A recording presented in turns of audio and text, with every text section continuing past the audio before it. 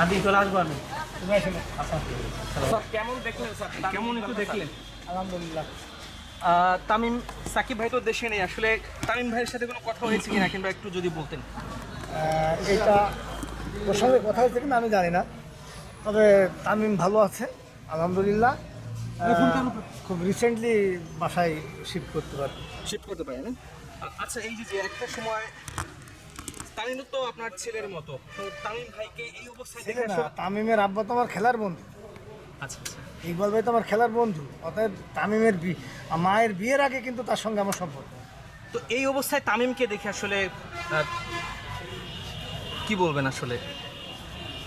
দোয়া করা ছাড়া আর কি আছে বলেন? এই মুহূর্তে তামিমকে দেখলাম, তার জন্য দোয়া করলাম। আমি গতকালকেও নামাজ পড়ে দোয়া করছি, আমি দোয়া করি।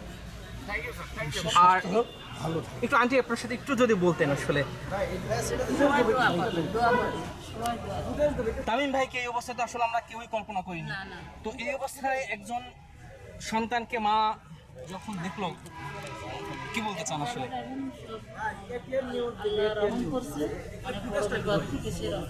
এখন সবাই দোয়া করেন, ইনশাআল্লাহ ভালো হয়ে যাবে। আচ্ছা, আর কোনো কথা হয়েছে কিনা? সাকিব ভাই কি ফিরবেন তাড়াতাড়ি? এখনো আমি সঠিক জানেন না। আচ্ছা, ঠিক আছে, থ্যাংক ইউ।